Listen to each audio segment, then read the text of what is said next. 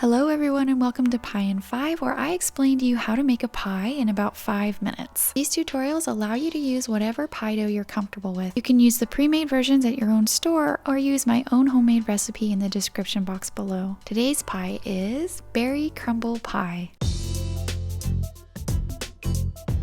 Alright, to make your crumble topping, to a medium mixing bowl add your all-purpose flour, almond flour, granulated sugar, brown sugar, pinch of salt, and whisk that together really well. Add your cubed and cold unsalted butter to the bowl and just use your fingers to mix it into the flour mixture. The temperature of your hands is inevitably going to melt the butter a little bit, which is why we're going to start with cold butter, but you don't want it to be soupy, so just keep smashing the butter cubes until you get kind of a mixture that feels and looks like a really damp brown sugar.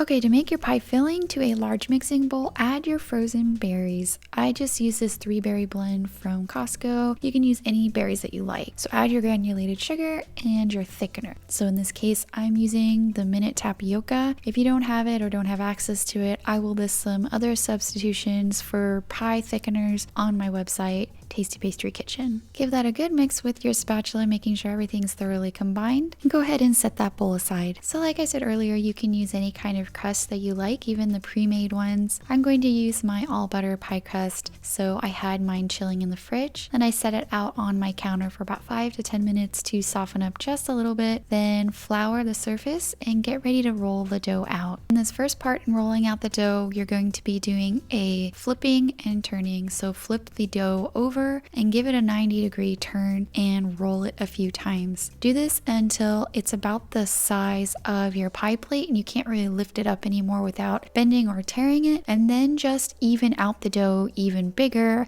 until you feel like it can cover the complete bottom of your pie dish. Now you can always check to see if you have the right size of dough by placing your pie pan on top and making sure that it can cover the bottom and sides with enough dough. Now to transport the pie dough from the counter to the pie plate, simply roll it over the rolling pin. You can use a bench scraper if the dough is sticking too much, then pick up the dough using the rolling pin and unroll it into the pan. Now you just want to go around the edges to make sure it looks nice and neat. We don't have to do anything fancy with the edges. You can if you want to, but I like to keep this pie really rustic since we're just piling on a bunch of crumbs on top. So what I do is just fold the excess dough underneath along the ridge. Place your crust on a baking pan that's been lined with foil and then pour all of your filling into the crust.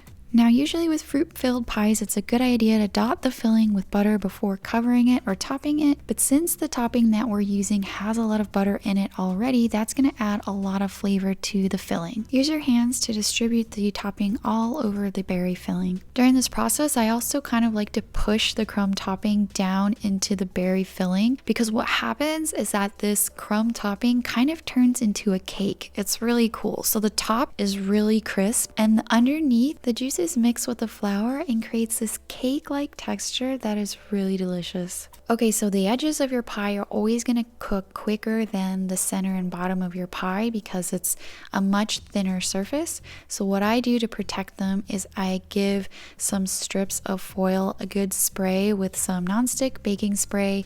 Make sure you're really liberal with it because you don't want it to stick to the dough while it's baking, and you just wrap the perimeter of the pie. Place your pie in the bottom of an oven that's been preheated for 400 degrees for 1 hour. Now I also had to place a little hat on my pie because the top was also browning, so I went ahead and did that in the beginning, and after that hour go ahead and remove all of the foil around the edges and the top. So see how the pie is still really pale. It's about 80% done, so we're going to put it back in the oven uncovered and bake it for another 15 to 25 minutes. You'll know your pie is done when the juices are bubbling really vigorously and the tops and sides of the pie are golden brown. Make sure to let your berry pie rest for a couple hours before cutting into it. And some people really like their berry pies warm, whereas I love berry pies when they're really cold. So what I typically do is bake this pie the day before I want to eat it.